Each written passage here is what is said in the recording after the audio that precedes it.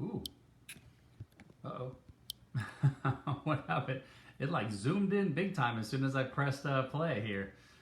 Let me get this too close to the camera. All right. Okay, we got a mentor session here. Shawn Thomas, Accelerators Organization. Hope you're having an awesome, awesome day. Let's get this thing started. Remember, if you're an AO member and you're watching this from the email that you received or you're watching it on the YouTube channel, if you ever need to ask a question, just log into the portal and us mentors are here to help in any way we can. Let's get this started. The first question comes from Robin. And Robin says, if a product takes 30 hours to produce, how much would you recommend charging? Thank you. The background is, as an artist, I have opportunity to create one-of-a-kind images, for example, pet portraits. The cost of supplies is not much. How do I figure out how much to charge when it is mostly just my time to do it and I am a solo operator of my business? In that type of situation, Robin, it is basically as much as you want to charge. The art world is very subjective. It's not something I know really well. Knowing that I know you are an artist, you paint, and whatever money you bring in is yours, you know? And so it really depends on what kind of business you're looking to build, how much money you need, how many can you sell. If it were me and I know the art world, I would charge at least 10 times more for an original piece than a print. If somebody wanted an original piece from me, I would charge more. And if they said, well, that's too much, you could say, well, listen, you know, I'll take the original and I'll keep it for my library, and then I'll make a print for you, and the cost would be less than that. But I would always charge a premium for something that's original. But then again, this is entirely subjective. Whatever you want to charge, charge it. And if somebody's willing to pay it, you're good to go. And as long as it's enough money for you, fantastic. This isn't like buying a piece of inventory for, you know, $1 and then trying to figure out margins and cost of goods sold and all those things. This is completely subjective as an artist. It depends on your own goals, the value that you place on your art, a willing buyer, and all those things. So it's a completely subjective question. You could also say, listen, if I want my minimum wage to be $15 per hour, well, if you put $30 into it, then you would have to say that I need to charge $450 for that piece of art, because that's $15 an hour, and you could justify that with your clientele if you want to.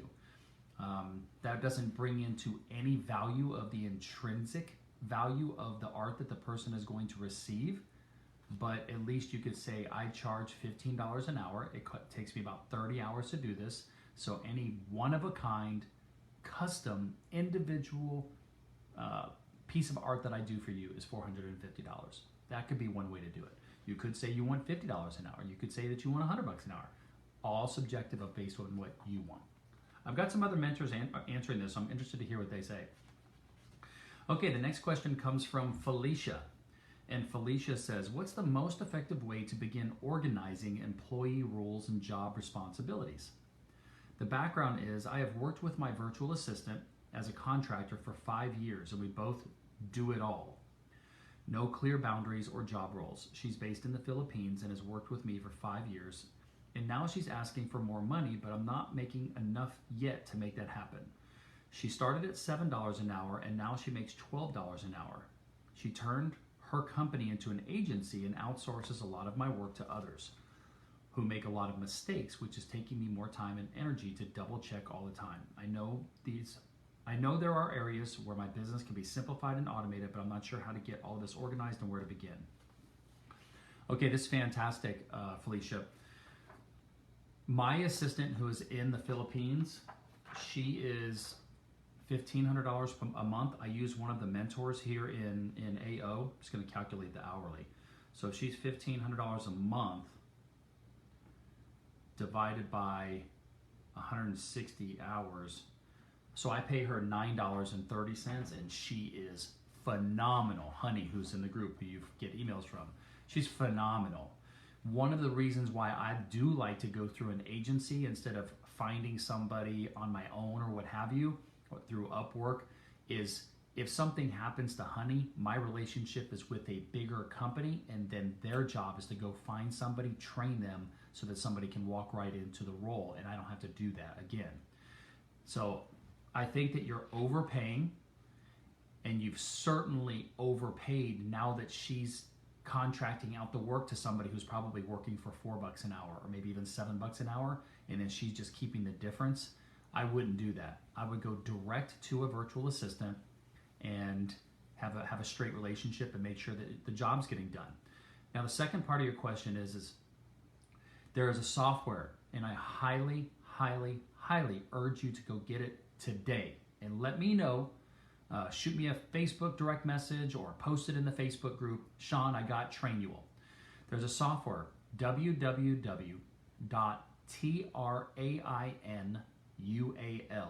trainual.com. Our discount code is capital A, capital O, the number 1, the number 0, AO10. You get a 10% discount. Get that software. Tomorrow, Heather is going to work with 2 people that I'm individually coaching, and she's going to give them a complete training session on how to set up Trainual to start documenting processes. Once you train your VA how to document processes, everything that they do, you can simply go on your computer and use a software called Loom, LOOM.com, record screen capture with audio, every little thing that you want someone to do, send that video over to your virtual assistant and say, create me a process out of this. Your assistant will then go into Trainual and document the entire process from A to Z of exactly how to perform that task. She'll put it in text, she'll put a link to the video embedded right into the training, and she'll title it of whatever you want it to be titled. And that way, if you need to hire somebody additional or to replace the person you have, all of your processes are documented, and when someone comes in, you just need to make sure that they have the job qualifications and understand what software you want them to use. They can go through the Trainual software, which is like a training program of yours, and know exactly how to do everything you want them to do without you having to train them, without it taking any of your time. It is amazing. Go get the software today. After we do the training session tomorrow with Heather and a couple people, we're going to record it and put it in the portal, and then you could just do the same exact thing and implement Trainual in your business. Heather is going to start doing more of these type of monthly Zooms because she's becoming our resident expert on Trainual, and she could even work with you one-on-one, maybe pay her for an hour of her time, and she can 100% help you learn how to set it up and use it efficiently. But A, you're overpaying for a VA in my opinion. B, you want to work directly with the VA, not outsourced VAs that you have no control over, and then get Trainual and start documenting your processes. There are ways to document by using Google Drives and all this type of stuff that's free. It's burdensome. There's more things you can do in Trainual than just document processes, so keep watching. But go get it. Let me know when you get it, and I will connect you with this group of people that are going through it with Heather, okay? All right, the next question comes from, and I have a couple other mentors answering that for you. The next question comes from Ricardo, and Ricardo says, as a business owner, what can I do to get involved in the local community? The background is I have a barbershop and I'm interested in getting involved in the community. Where do I start and how can I make it beneficial to both parties? I got a bunch of mentors answering this because I know a lot of the mentors are involved in charity things and things in the community, but immediately the first thing that comes out to me is, why can't you take your group of barbers and go hit homeless shelters and go hit charities and churches or whatever and give away free cuts? Like the people that work there, everybody, you're gonna feel good. You're gonna do something great for the community. Might even get into the local newspaper or the radio station and just make it part of y'all's monthly thing that every single month or once a week, you guys go and spend a half a day doing nothing but cutting hair for free, right? That's one great way. That's the immediate one that jumps off the bat to me, is to use your service to show what you do and benefit the community. Something to think about. All right, the next question comes from Ricardo. And Ricardo says, what are ways to best communicate change in the workplace when I have some team members who always seem to be reluctant and can be disruptive to the culture? The background is I have a barbershop and I have one specific team member that backlashes at times on certain things. I'm planning to extend the hours on Saturday in order to gain more business. Do I just tell them or start it or plan it 1 month before? I'm looking for ways to not only handle this situation, but ideas to get my team aligned on an ongoing basis. I have about 7 or 8 other mentors that are going to answer this for you that also do a lot of team building and leadership. This is what we talk about at the leadership events all the time. We have a leadership event coming up April 29th, and we're going to talk about things like this. So it's very different to get employees or team members that have been on board with you before you had a good culture, and then the ones that you hire and you train them right out of the gate to your new culture. But the whole point is to make sure that as a leader, you establish what the culture is of the company with core values, train and get buy-in from all of your team members on the core values. Like if it were me, I would actually have them sign a document. I'd print out my core values and I would say, these are the core values of Premium Barber Salon. They read it. I have read these. My manager has read these to me. And at the bottom, I agree to believe in these core values and implement them in my job here at Premium Barbershop, and get them to sign it. Make sure they understand the core values, and one of those core values might be we're open to change. We're open to innovation. Always trying to be better. Treat others with respect. There's all kinds of things you can do with core values. All right.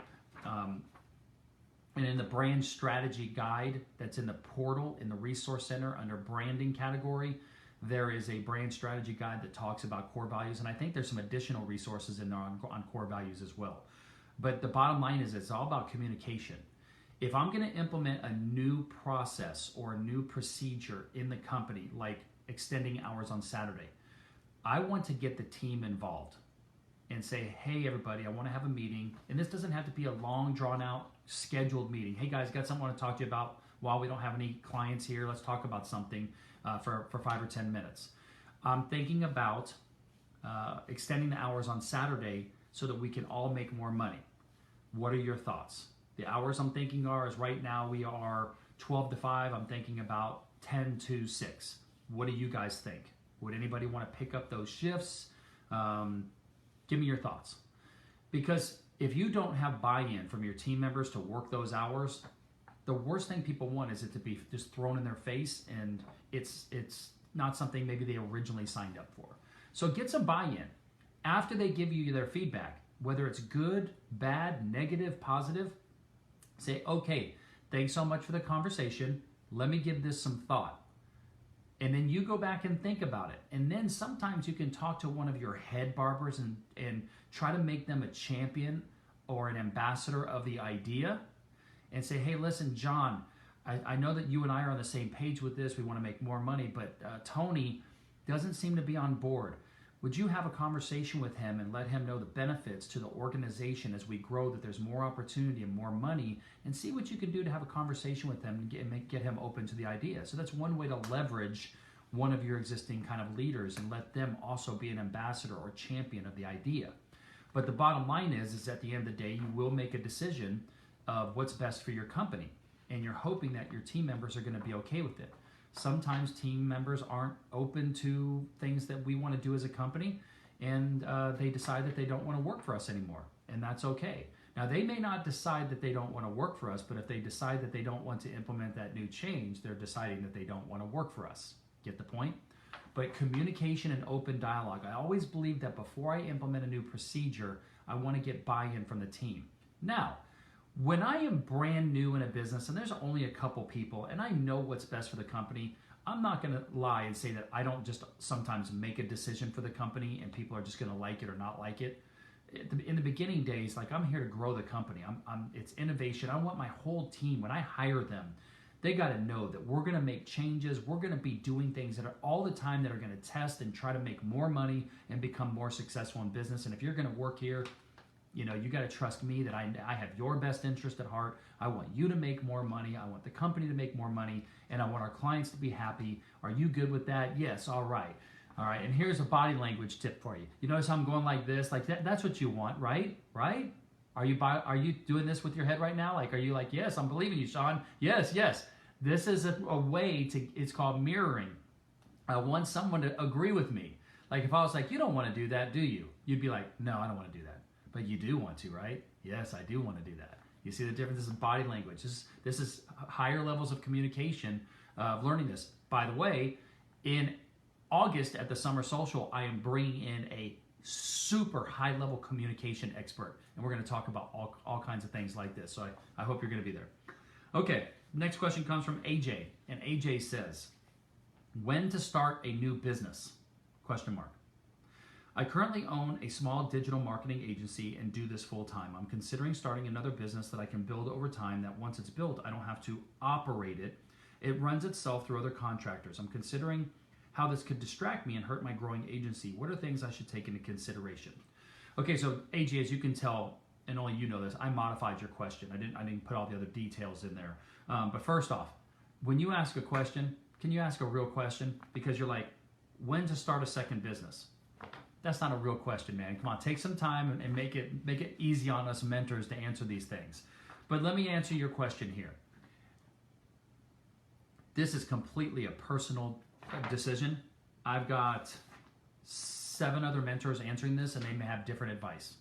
Here's the way I look at it. You have a $100,000, $200,000 digital marketing agency right now. It still needs time and attention to grow. It's a very busy business. I think it would be a distraction to get into something new. However,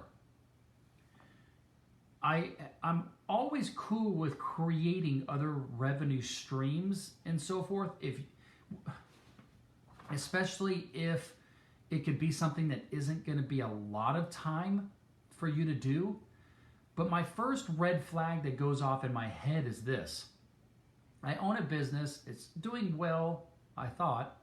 Why would I even consider getting into another business when I already have a business that's growing? And if I put money and time into this, it could double and triple and quadruple.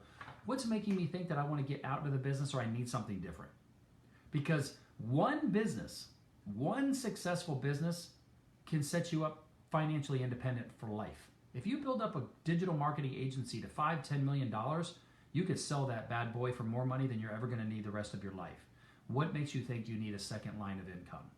There's a lot of debate going on out there in the world today of multiple lines of income and passive income and things like that. But I think it's easier to create those multiple lines of income when you are not managing your current business.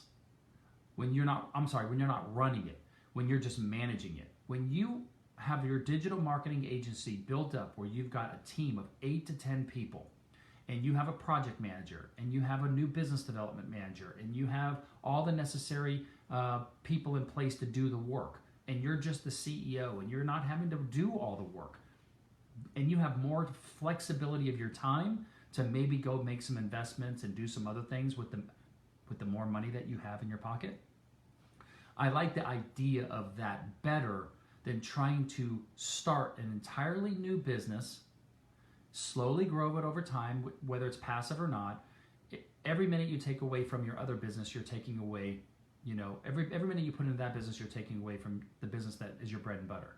So for me, I don't like the idea of distracting myself like that. I've got plenty of opportunity that I could go into a lot of different businesses right now. People ask me to be their business partner without even making a financial investment. And I'm like, I'm really focused on AO right now. Once I get it to a certain level and I can hire a CEO to take my place, and it operates and runs, then I might look into doing something else. But right now, my time and attention has got to be uber focused on the current business that I own, and I don't want to be distracted. There's always shiny, bright objects out there. But that's just an idea. It really depends. It would take more conversation with this to really determine how much money it would take you to start that business, what type of time it would take, could you delegate? I mean, there's a lot of things to take into consideration there, but I just also think that one business can make you a multimillionaire and set you up for life. Food for thought. Okay, the next question comes from Thomas Payson, and Thomas says, When projects or orders are delayed outside your control, such as supply chain issues, what strategies do you use to keep clients happy during these delays? Background is I am a distributor that brings empty fire extinguishers in from overseas. The order arrived, but it was only extinguishers and no brackets. It's a $750,000 order that I can only partially ship. Good news is the brackets are 3 weeks out. How do I keep going back to my customer with supply chain delays? We are already running late on delivery. You know, Tom, you and I spoke about this earlier today. It's communication. You know, I think the world that we live in today, which is 2022, with the pandemic that was going on, the supply issues that are going on, the wartime that's going on, people are very understanding and just want updates. When I delegate something to somebody else, the only time I start thinking about what's going on with that is when I'm done doing everything else and I go, oh, what happened with this going on over here? And I get a little anxious. If that person was providing me incremental updates on a proactive basis, I might not even think twice about it. Oh, hey Shawn, just one, quick email. Hey Shawn, just want to let you know, here's the status. I'm still on top of it. This is what's going on. You know, I'll keep you abreast of the situation. If there's anything you want to talk about, feel free to call me. But at this moment, this is the status. I am on top of it. I'm doing it. All the words that you would need to use to give them the affirmations that you're not just sitting there eating bonbons watching Netflix, right? That you're really working on this and you give a thorough status update. You could ask your client, hey Joe, you know that we've got some supply chain issues going. I don't want to call you every single day, but I'm talking with my supply chain people every day, multiple times a day. You don't want me to call you every single time I talk to somebody, right? How often for you, just so you know things are moving forward, how often would you like me to shoot you a text message or shoot you an email or give you a call? That way I'm meeting the needs that you have to make sure you know I'm on top of it. So I think proactive communication always is better than the customer calling us and saying, hey Tom, what's up, man? That means that you are not proactively communicating enough if they have to call you, okay? I got a bunch of other mentors answering that one for you. Next question comes from Ricardo, and Ricardo says, when business networking in an in-person setting, what do you do to meet people and break the ice? What's the best protocol? The background is I just joined my local Chamber of Commerce. My question is, how do I maximize the benefits of joining? If anyone has experience with this, how do I approach this? Do you have any tips or ideas for my barbershop to use while at the networking events they have? Hey, here's one that just immediately popped in my head. What about offering to talk about what it's like to run a barbershop or service-based businesses, managing a team, building your brand, supply chain issues, ordering inventory, all those different things. Maybe you could put on a talk for a monthly luncheon and volunteer your time. And you put together a really good talk that lets people ask questions afterwards. Work on your speaking skills. You're supposed to be getting in Toastmasters. Have you? On your Flex Friday, I want to know if you got in Toastmasters this week, like I've asked you about 5,000 times. So volunteer, right? You could also volunteer just to get involved in the local Chamber of Commerce. A lot of them work as a volunteer. Find out if there's any committees that you can belong to. That's one way to get in. When you go to the monthly luncheons, make sure you've got a name tag. Make sure you've got business cards. There is an art and science to walking up and introducing yourself. When there's a group of people, normally you might just walk up and get some eye contact with people. Okay, if I join you guys, if they look uncomfortable at you joining them, say, hey, it's no big deal. I don't want to interrupt. Hopefully we'll meet sometime during the lunch, and then walk away. If they're like, yeah, absolutely. What's your name? Cool. My name is Ricardo. I own premium barbershops. We're down on X amount of thing. I've had the business for 3 years. Been living in Southern California for 85 years.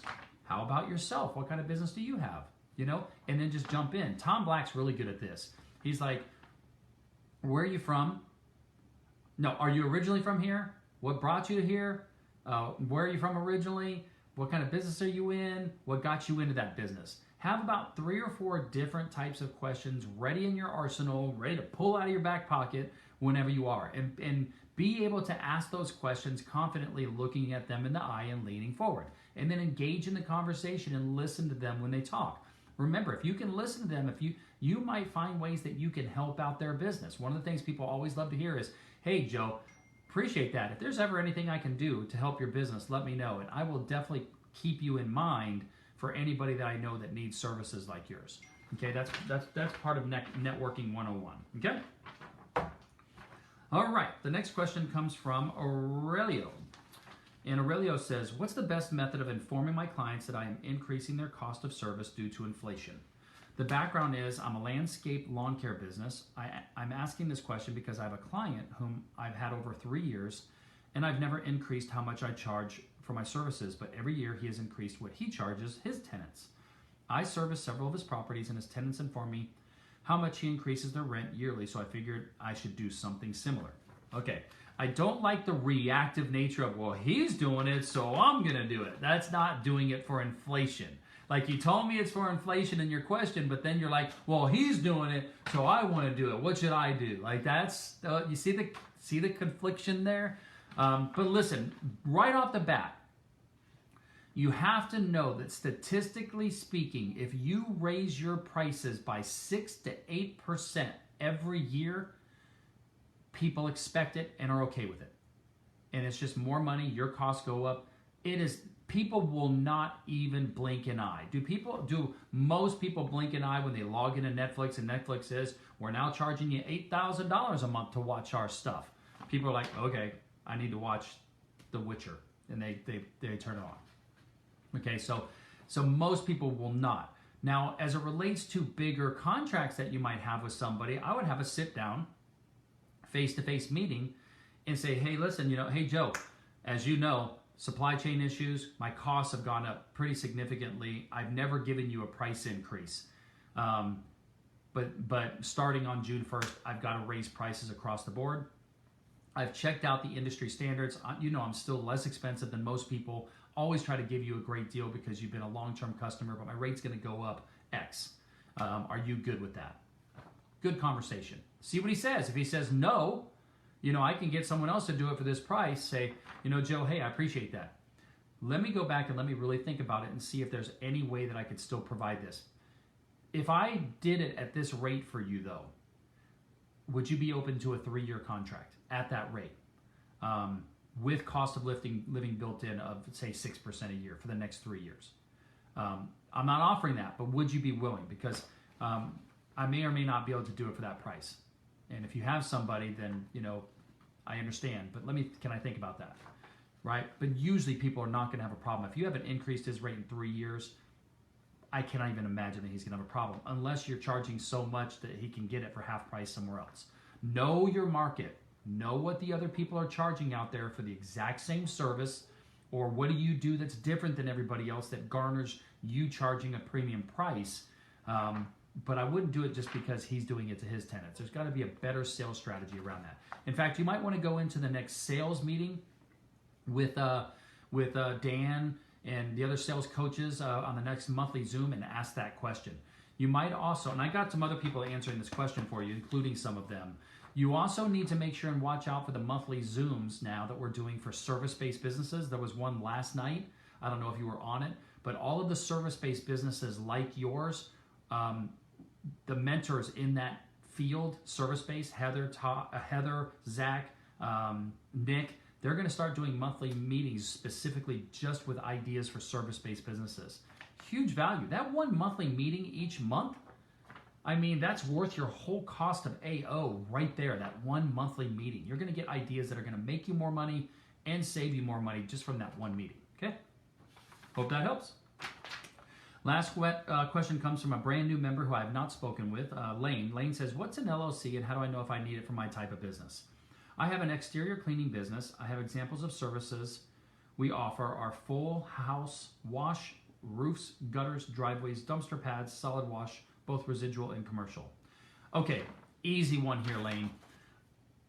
I don't want to get into all the legalities around what is an LLC versus a corporation versus a partnership versus a sole proprietorship. If you are doing business on houses and commercial buildings, yes, I believe that any attorney would tell you that you need to have an LLC.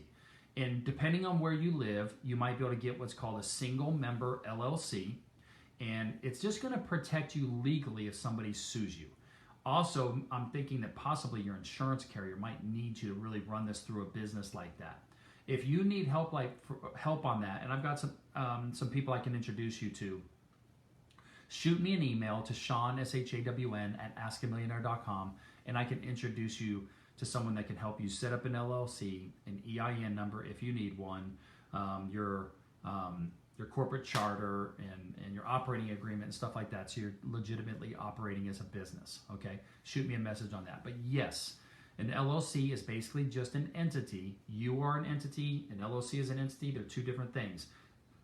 This is an actual person, but this is an actual company, right?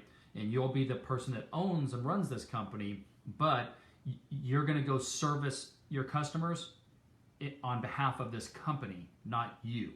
This way, if you are doing some sort of pressure washing and you screw up a paint job, or you do something that is massively disruptive to somebody's company and they sue you, they're going to sue the company, not you personally, okay? Won't get into the legalities of them trying to sue you, but this is why we all want a company. AO is an LLC, okay? All right, that's the mentor session today. As always, if I answered one of your questions, you're going to get an email from us with a link directly to the YouTube video where I'm answering your question. And then throughout the month, if I had other mentors answer the question, you'll get the same emails with links to YouTube to their sessions where they're answering your questions, all right?